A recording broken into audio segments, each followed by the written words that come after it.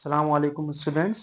उम्मीद है आप सब खैरियत से होंगे। तो जैसे कि अभी हमने पिछली वीडियो के अंदर सेकंड चैप्टर के एमसीक्यूज क्या करे थे वो हमने सॉल्व किए थे। तो अब इंशाल्लाह आज हम क्या करने जा रहे हैं, सेकंड चैप्टर के ही न्यूमेरिकल्स पोर्शन जो हमें दिया गया है इस चैप्टर में वो क्या करने जा रहे हैं, हम हल करने जा रहे हैं।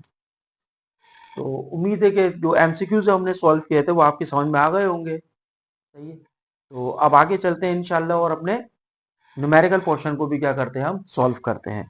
तो क्वेश्चन नंबर 1 जो इस एक्सरसाइज के अंदर दिया हुआ है वो क्या है हमारे पास, कह रहा है calculate the radius of hydrogen in third orbit. कि हमने हाइड्रोजन के थर्ड ऑर्बिट की क्या करनी है, हमने रेडियस की वैल्यू क्या करनी है, कैलकुलेट करनी है। Bohr constant for hydrogen is 0.529 angstrom. कि बोहर का जो कांस्टेंट है किसके लिए, हाइड्रोजन के लिए। क्योंकि हमें पता है कि बोहर ने जितने भी अपनी इक्वेशन ड्राइव की थी, चाहे वो रेडियस की हो, हमारे पास एनर्जी की हो, हमारे पास फ्रीक्वेंसी की हो, या वो वेव नंबर्स की हो, सब के सब उसने बेस बनाया था किसको, हाइड्रोजन एटम को। अगर आपको याद हो हमारे पास एक एमसीक्यूज भी था इस सिलसिले में कि बोहर का जो एटॉमिक मॉडल है या उसकी थ्योरी है वो किस सैंपल के ऊपर एप्लीकेबल नहीं है। तो याद है हमने क्या बात की थी कि हाइड्रोजन के सिमिलर जिस एटम की भी इलेक्ट्रॉनिक कॉन्फ़िगरेशन होगी उस पर बोहर का एटॉमिक मॉडल के लिए, थ्योरी के लिए वो एप्लीकेबल होगी। और जिसकी इलेक्ट्रॉनिक कॉन्फ़िगरेशन हाइड्रोजन से सिमिलर नहीं होगी, डिसिमिलर होगी, चेंज होगी, यानी उसके पास नंबर ऑफ इलेक्ट्रॉन हाइड्रोजन से अलग होंगे, तो उसके ऊपर बोहर की थ्योरी अप्लाई नहीं होगी। सही, ये बात हम पहले ही कर चुके हैं क्लियर। तो बोहर ने जब एटॉमिक रेडियस की इक्वेशन ड्राइव की थी हाइड्रोजन को सामने रखकर, हाइड्रोजन को बेस बनाकर, तो उसने वहां पर हाइड्रोजन के, क्योंकि हमें पता है कि हाइड्रोजन के पास सिर्फ और सिर्फ एक ही शेल होता है और उसमें एक इलेक्ट्रॉन होता है, तो उसने उस फर्स्ट ऑर्बिट की जो रेडियस की वैल्यू कैलकुलेट की थी उसकी वैल्यू थी हमारे पास 0.529 एंगस्ट्रॉम। और इसी को क्या कहते हैं, हम बोहर कांस्टेंट कहते हैं, किसके लिए, हाइड्रोजन एटम के लिए। अब उसी फार्मूले के जरिए हम क्या कर सकते हैं, दूसरे ऑर्बिट का, तीसरे ऑर्बिट का, चौथे ऑर्बिट का, यानी किसी भी गिवन ऑर्बिट का रेडियस भी क्या कर सकते हैं, मालूम कर सकते हैं हम। तो एग्जाम में भी अक्सर ये क्वेश्चन आता है हमारे पास कि कभी सेकंड ऑर्बिट के आपसे रेडियस की वैल्यू पूछता है, कभी थर्ड ऑर्बिट की, सही है, रेडियस की वैल्यू पूछता है, कभी फोर्थ ऑर्बिट की रेडियस की वैल्यू क्या करता है, हमसे कैलकुलेट करवाता है। सही है, और उसके लिए हमारे पास जो बोहर का जो कांस्टेंट है हाइड्रोजन एटम के लिए फर्स्ट ऑर्बिट के लिए, उसकी रेडियस की वैल्यू क्या कर देता है, वो हमें गिवन कर देता है एग्जाम के अंदर भी, सवाल के अंदर भी। तो इस सवाल के अंदर भी हमें गिवन है कि बोहर कांस्टेंट फॉर हाइड्रोजन कितना है, वो 0.529 एंगस्ट्रॉम है। तो स्टूडेंट्स हमारे पास डेटा क्या बनेगा, क्वेश्चन नंबर 1,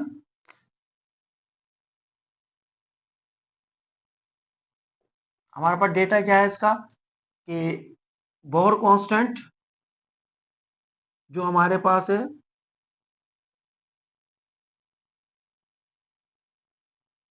फॉर हाइड्रोजन, उसको हम किससे शो करते हैं, इजिकल टू ए नोट, और वो कितना है 0.529 एंगस्ट्रॉम। सही है, बोहर के जो कांस्टेंट है हाइड्रोजन एटम के लिए उसको शो किससे करा था, उसने ए नोट से शो किया था, और उसकी वैल्यू क्या थी 0.529 एंगस्ट्रॉम, जो सवाल में खुद हमें क्या की गई है, गिवन की गई है। इसमें तो शेल नंबर हमें क्या दिया हुआ है, शेल नंबर जिसको हम एन से शो करते हैं उसकी वैल्यू कितनी है, 3 है, और रेडियस फॉर थर्ड ऑर्बिट इसको हम आर से शो करते हैं, उसकी वैल्यू क्या करनी है, हमने मालूम करनी है। तो ये डेटा हमारा क्या हो गया, तैयार हो गया। तो इसका फार्मूला क्या हमारे पास,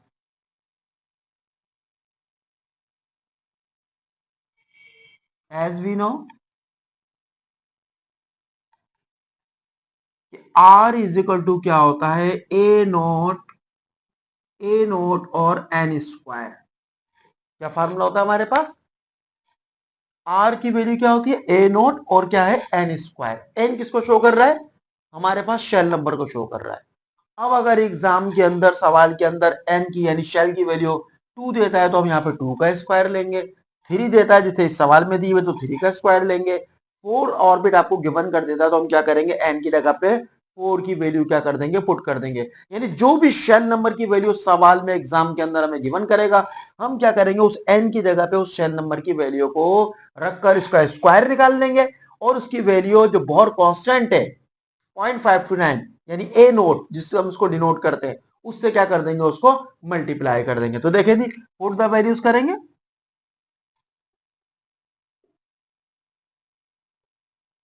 तो R इज इक्वल टू क्या हो जाएगा, ए नोट की वैल्यू हमारे पास कितनी है 0.529 मल्टीप्लाई बाय एन स्क्वायर का मतलब 3 का स्क्वायर, क्योंकि शेल नंबर की वैल्यू हमें क्या दी है, 3 दी हुई है। अब सिंपल हमारे पास 0.529 एज इट इज है, मल्टीप्लाई करेंगे 3 का स्क्वायर क्या होता है, 9 होता है। अब इस 9 को हम मल्टीप्लाई करेंगे किससे, 0.529 उसकी वैल्यू से, सही है, जो बोहर कांस्टेंट की वैल्यू। तो देखिए स्टूडेंट हमारे पास क्या आंसर आता है इसका, कि 0.529 मल्टीप्लाई बाय 9, तो हमारे पास क्या आंसर आया, 4.761। क्या आंसर आया, 4.761 एंगस्ट्रॉम, सही है, जो इसकी यूनिट हमें गिवन की हुई, सही है, क्योंकि शेल नंबर तो क्या है, इंटीजर वैल्यू होती है, इसकी कोई यूनिट नहीं है हमारे पास। तो 0.529 एंगस्ट्रॉम था, तो उसकी यूनिट भी हमारे पास आंसर में क्या आ गई, ये आ गई। तो रेडियस की वैल्यू थर्ड ऑर्बिट के लिए, कौन से ऑर्बिट के लिए, थर्ड ऑर्बिट के लिए वो क्या होगी, 4.761 एंगस्ट्रॉम होगी। अगर वो 2 कहता तो हम यहाँ 2 का स्क्वायर लेते, 2 का स्क्वायर क्या होता, 4, 4 को 0.529 जो कांस्टेंट वैल्यू उससे मल्टीप्लाई करते तो हमारा उस सेकंड ऑर्बिट की रेडियस की वैल्यू आ जाती।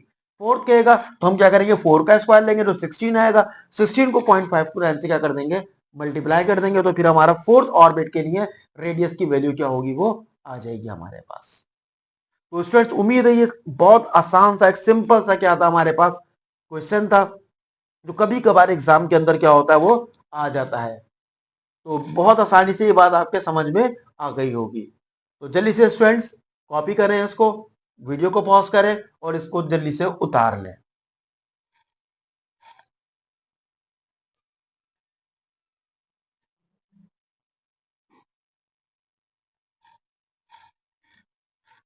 तो स्टूडेंट्स अब हम चलते हैं अपने क्वेश्चन नंबर 2 की तरफ। इसमें 2 ही क्वेश्चन दिए हुए हैं, तो अब हम चलते हैं क्वेश्चन नंबर 2 की तरफ। तो क्वेश्चन नंबर 2 क्या कह रहा है, कह रहा है photon of wave number 23 multiply by 10 की पावर 5 पर मीटर, यानी एक फोटोन, सही है, उसमें जो वेव नंबर है, मौजों की जो तादाद है वो कितनी है, 23 मल्टीप्लाई बाय 10 की पावर 5 पर मीटर, यानी हर मीटर के अंदर जो वेव बनती हैं, जो वेव्स क्रिएट होती हैं, जो मौजों की तादाद बनती है कह लें, वो कितनी है, 23 मल्टीप्लाई बाय 10 की पावर 5 है।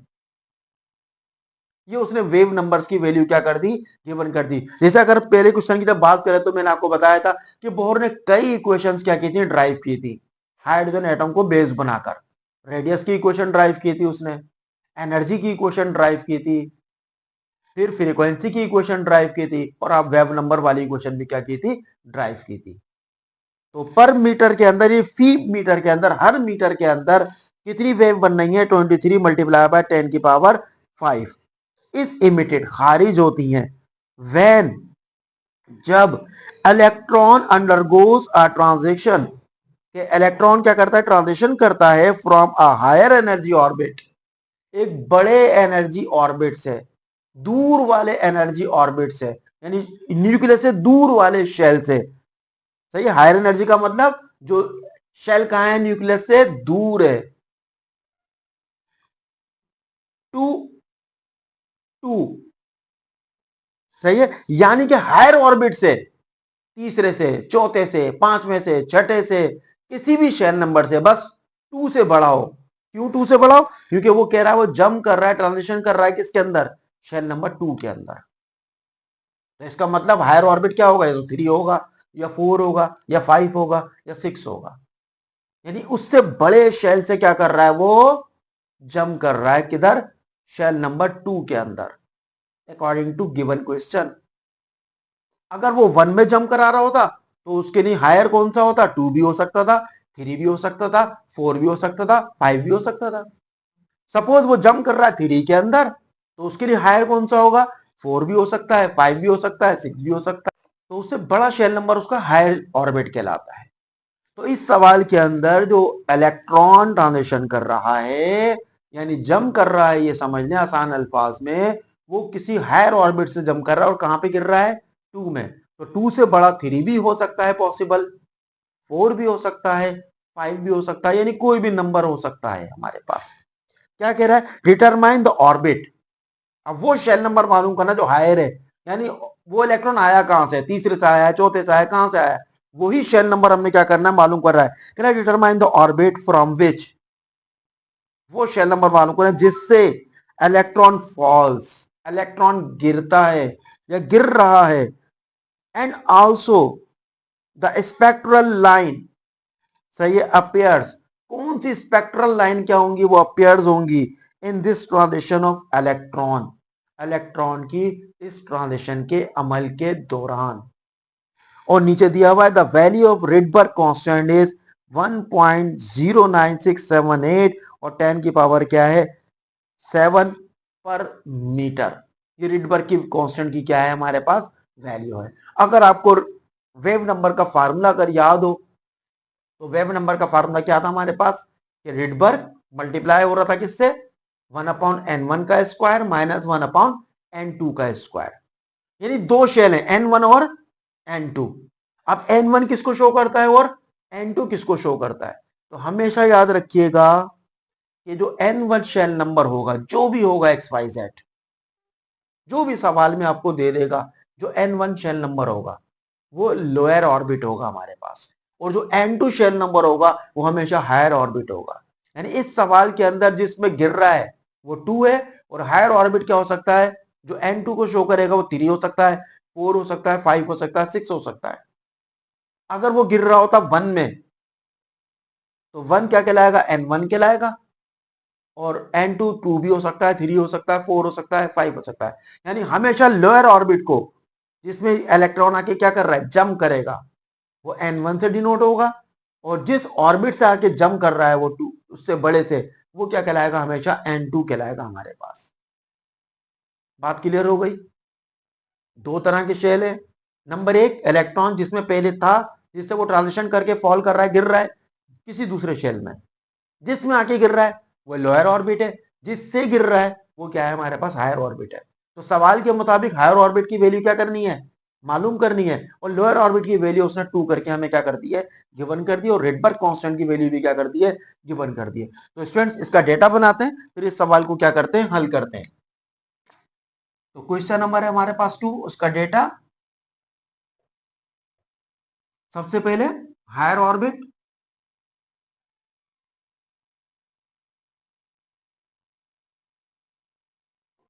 n2, उसकी वैल्यू क्या करनी है? मालूम करनी है। लोअर ऑर्बिट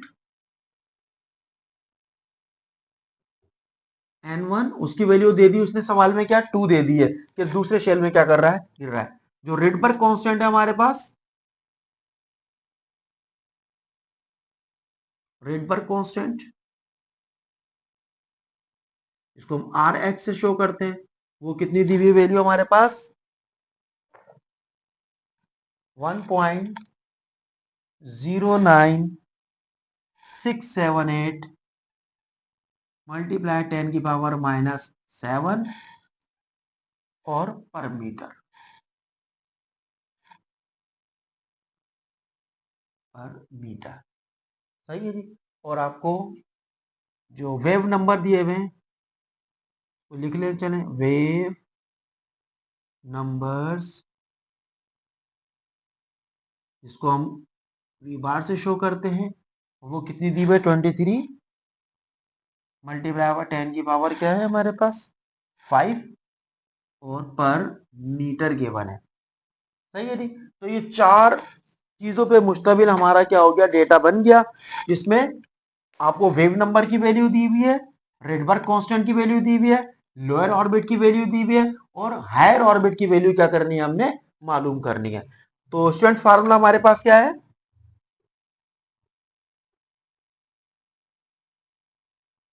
कि वेव नंबर्स बराबर किसके हैं, रेडबर्ग कांस्टेंट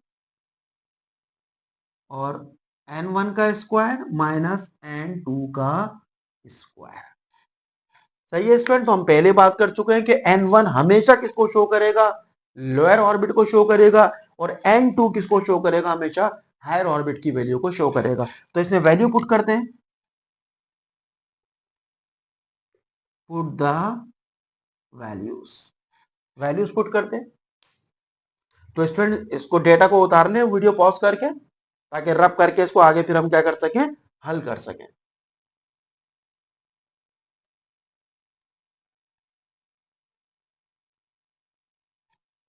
तो वैल्यू पुट करते हैं तो क्या बनेगा, वेव नंबर की जगह पे क्या रहेगा हमारे पास, 23 मल्टीप्लाई हुआ 10 की power 5 equal to Rydberg constant, Rydberg constant की वैल्यू क्या, 1.09678 और 10 की पावर क्या है 7, और ब्रैकेट में क्या आएगा 1 अपॉन n2 का स्क्वायर, 1 का स्क्वायर का मतलब 2 का स्क्वायर माइनस 1 अपॉन n2 का स्क्वायर। इसकी वैल्यू क्या करनी है, आपने मालूम करनी है।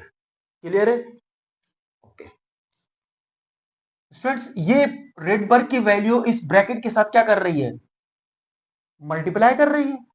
इस वैल्यू को उठा के हम कहां लेके आए, अगर इस तरफ लेके आए इक्वल के, तो यहाँ पे क्योंकि ये मल्टीप्लाई कर रही है तो इधर आके क्या करेगी, डिवाइड करेगी। तो 23 मल्टीप्लाई हुआ 10 की पावर 5, उसको डिवाइड करने हमने पहुंचा दिया किसको, किससे 1.09678 और मल्टीप्लाई बाय क्या 10 की पावर 7, और इक्वल में क्या रहेगी हमारे पास 1/2 की पावर 2 का मतलब क्या हो गया 1/4 माइनस 1/n2 का स्क्वायर। क्लियर है स्टूडेंट्स, कोई मसला इस स्टेप के अंदर। हमने क्या करा, क्योंकि मैथ का रूल क्या कहता है हमसे, किसी भी इक्वेशन को सॉल्व किस तरह कर सकते हैं हम, वेरिएबल की वैल्यू किस तरह मालूम कर सकते हैं किसी एक, कि जिस वेरिएबल की वैल्यू मालूम करनी है उसको बिल्कुल अकेला होना चाहिए। तो हमने इसको अकेला करना है n2 की वैल्यू को, तो इसके साथ अभी ये भी मौजूद है और ये भी मौजूद है। तो ये रेडबर्ग कांस्टेंट की जो वैल्यू होती है इस ब्रैकेट के साथ क्या कर रही थी, मल्टीप्लाई कर रही थी। तो इस ब्रैकेट की मल्टीप्लाई करती हुई वैल्यू को ब्रैकेट से उठा के हम कहां ले गए, इक्वल के दूसरी तरफ ले गए, यानी राइट साइड पे मौजूद थी हमारे इक्वल के रेडबर्ग कांस्टेंट की वैल्यू, उसको उठा के हम कहां ले आए, अपने लेफ्ट साइड पे ले आए। तो जो चीज मल्टीप्लाई कर रही होती है उसको साइड चेंज करते हैं तो वो क्या करती है, डिवाइड करती है। तो हमने लाके क्या कर दिया, 23 मल्टीप्लाई 10 की पावर 5 को डिवाइड कर दिया किससे, 1.09678 मल्टीप्लाई बाय 10 की पावर 7 जो रेडबर्ग कांस्टेंट की वैल्यू है। और इक्वल में क्या आ गया हमारे पास, ब्रैकेट बचा था, ब्रैकेट में क्या लिखा था 1/2 का स्क्वायर, तो 1 तो ऐसी रहा, 2 का स्क्वायर क्या हो गया 2 2 जा 4, 4 आ गया, माइनस 1 ऐसी रहा, और अपॉन के नीचे n2 का स्क्वायर क्या रहा, ऐसी रहा, क्योंकि इसकी वैल्यू तो क्या करनी है हमने मालूम करनी है। तो स्टूडेंट अब इसको, इसकी वैल्यू को क्या करते हैं हम, इससे डिवाइड करते हैं। तो 23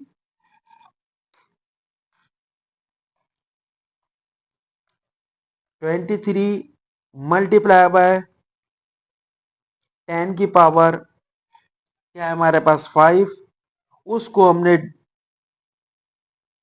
डिवाइड करना है,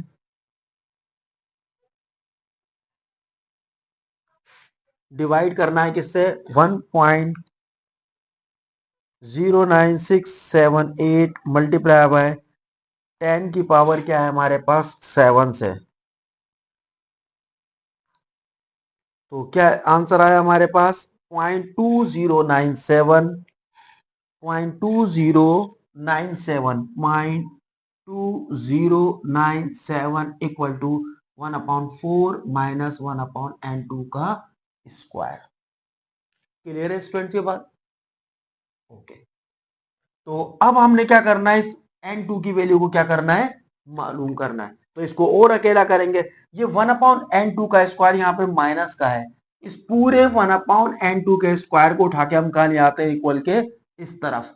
तो क्योंकि ये रकम पूरी के पूरी यहाँ पे किस चीज की है, माइनस की है। किसकी है, माइनस की। इसको उठा के कहां ले जाता है इक्वल के इस तरफ। तो क्योंकि उस तरफ राइट साइड पे हमारे माइनस की, इधर आके किसकी हो जाएगी, प्लस की हो जाएगी। तो यहाँ पर आके क्या हो जाएगी, 1/n2 का स्क्वायर प्लस 0.2097 इक्वल टू 1/4। 1/4 का मतलब 1 को डिवाइड करना है किससे, 4 से। तो क्या आ जाएगा हमारे पास 0.25। क्या आंसर आया हमारे पास, 0.25। क्लियर है। हमने क्या करा, 1 को डिवाइड करा किससे, 4 से। तो 1 को डिवाइड किया 4 से तो क्या आ गया, 0.25 करके आंसर आ गया। और 1/n2 का स्क्वायर, क्योंकि यह माइनस का है, किस चीज का है ये, माइनस का। इधर उठा के लेके आएंगे इसको तो किस चीज का हो जाएगा, प्लस का हो गया। इसकी साइन प्लस की, प्लस करेगा जाके, वहां माइनस कर रहा है, इधर आके प्लस करेगा।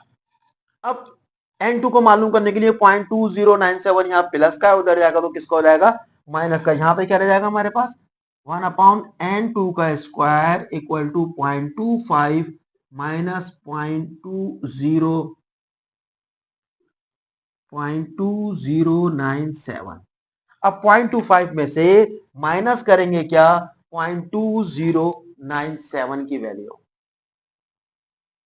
क्लियर है। तो देखें क्या आंसर आता है हमारे पास इसका, 0.25 माइनस 0.2097। तो क्या आंसर आया स्टूडेंट्स, 0.0403। 0.0403। क्लियर है। अब ये हमारा आंसर किसका आ रहा है, 1/n2 का स्क्वायर। अब आपने n2 की वैल्यू क्या करनी है, मालूम करनी है। सही है जी। अब n2 अपाउंड के नीचे मौजूद है, उसको उठा के जब उधर लेके जाएंगे तो क्या करेगा, अपना उलट प्रोसेस करेगा, इनवर्स रिएक्शन करेगा कहने के लिहाज से। क्योंकि जो चीज अपाउंड के नीचे होती है वो क्या कर रही होती है, डिवाइड कर रही होती है। जब इसको इस राइट साइड से उठा के हम लेफ्ट साइड से उठा के क्या लेंगे, इस राइट साइड पे प्लेस करेंगे तो वो क्या करेगा, मल्टीप्लाई करेगा। बात समझ में आ रही है कि रूल के मुताबिक जिस वेरिएबल की वैल्यू क्या करनी होती है, हमें मालूम करनी होती है, उसको क्या करना पड़ता है, बिल्कुल अकेला सेपरेट, उसके साथ कोई दूसरी चीज ना मल्टीप्लाई हो, ना डिवाइड हो, ना प्लस हो, ना माइनस हो।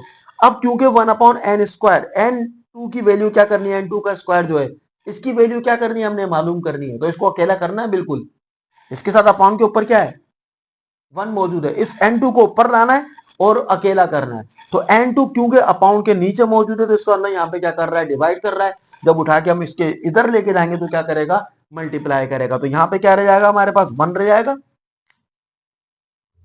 1 रह गया इक्वल में 0.0403 और मल्टीप्लाई करने पहुंचा कौन, n2 का स्क्वायर। क्लियर है स्टूडेंट। अब ये 0.0403 इसके साथ क्या कर रहा है, मल्टीप्लाई कर रहा है। इधर आएगा तो क्या करेगा, डिवाइड करेगा। तो क्या हो जाएगा, 1 divide by 0.0403 equal to n2 का स्क्वायर। अब हम 1 को डिवाइड करेंगे किससे, 1 डिवाइड बाय 0.0403। तो हमारे पास क्या आंसर आ रहा है, 24.81।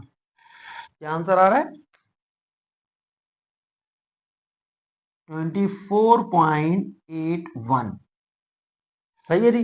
अब क्योंकि n2 पे क्या लगा हुआ है, स्क्वायर लगा हुआ है। क्या लगा हुआ है, स्क्वायर लगा हुआ है। तो स्क्वायर खत्म करेंगे हम। तो स्क्वायर हमें पता है कैसे खत्म होता है, रूट लेने से, स्क्वायर रूट जो हम टेक करते हैं। तो हम क्या करेंगे, taking square root on both side.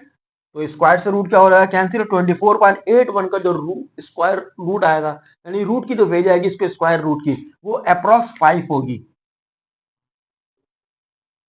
कितनी होगी, 5 हो। क्योंकि देखें शेल नंबर हमेशा इंटीजर नंबर होते हैं, होल नंबर होते हैं, 1 2 3 4 5 6 इस तरह के नंबर होते हैं। पॉइंट में कभी वैल्यू नहीं होती।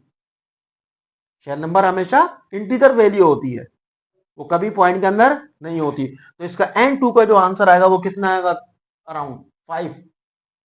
यानी 5 में शेल से जम कर रहा है। इसका मतलब इलेक्ट्रॉन गिर रहा है, और कहां जाके गिर रहा है, शेल नंबर 2 में। कौन से नंबर में, शेल नंबर 2 में गिर रहा है, जो उसका स्क्वायर 4 आ गया था।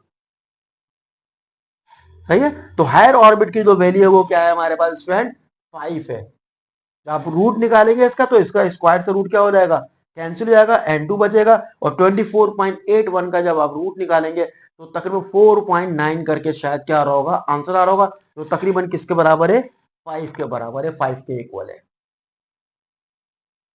क्लियर हो गई बात। तो जो हायर ऑर्बिट की वैल्यू है हमारे पास, जिससे इलेक्ट्रॉन क्या कर रहा है, ट्रांजिशन करके फॉल कर रहा है, गिर रहा है, वो कौन सा है हमारे पास, 5 है। और जिस ऑर्बिट में जाके गिरा था, लोअर ऑर्बिट, यानी कि जो सवाल में दिया था, वो क्या था हमारे पास, नंबर 2 था। तो स्टूडेंट उम्मीद है ये बात आपके अच्छे से समझ में आ गई होगी। क्लियर है, हर एक स्टेप आपको देखने क्लियर क्लियर करके बताया गया है। कोई बात इसमें अगर फिर भी मुश्किल लग रही हो तो आप कमेंट सेक्शन में क्या कर सकते हैं, उसको पूछ सकते हैं। सही है। तो इस एक्सरसाइज के अंदर स्टूडेंट 2 ही सवाल हमें क्या करे थे, न्यूमेरिकल के तौर पर दिए गए थे। अब हम इंशाल्लाह कोशिश करेंगे इस चैप्टर से रिलेटेड 10 ईयर के अंदर अब तक प्रीवियस पेपर्स के अंदर बोर्ड के कुछ सवालात को उठाएं और उनकी क्या करें, हम थोड़ी सी प्रैक्टिस करें। इस तरह के सवाल भी हो सकते हैं, वो वेब नंबर मालूम करने की भी हो सकते हैं, और इलेक्ट्रॉनिक कॉन्फ़िगरेशन से रिलेटेड क्वेश्चन भी क्या हो सकते हैं हमारे पास, हो सकते हैं। तो इंशाल्लाह फिर हम क्या करेंगे, इसको 10 ईयर के लिहाज से करें या प्रीवियस पेपर्स के लिहाज से क्या करेंगे, इसको हम हल करने की कोशिश करेंगे। इस चैप्टर से रिलेटेड जो क्वेश्चंस है, बोर से रिलेटेड करें या एटॉमिक स्ट्रक्चर से रिलेटेड करें, जो क्वेश्चन है 10 ईयर के अंदर न्यूमेरिकल टाइप, उसको क्या करेंगे इंशाल्लाह फिर नेक्स्ट टाइम इंशाल्लाह हम सॉल्व करने की कोशिश करेंगे।